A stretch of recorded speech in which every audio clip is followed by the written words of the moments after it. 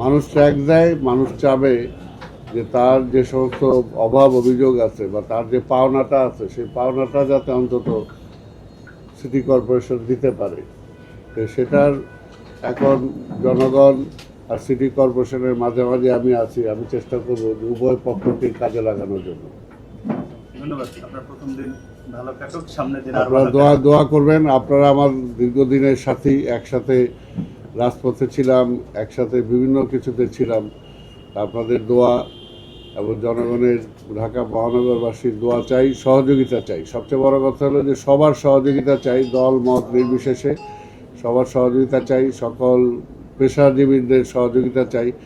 কারণ মহানগরটাকে যদি সত্যিকার অর্থে একটা গতিময়, একটা শান্তিময়, একটা নিরবিচ্ছিন্ন সুযোগ সুবিধা সহ একটা মহানগরী আমরা গড়ে তুলতে চাই, তাহলে আমি প্রথম থেকে যে কথাটা বলছি যে সবার সহযোগিতা দরকার। সেখানে সাংবাদিক ভাইদেরও সহযোগিতা দরকার।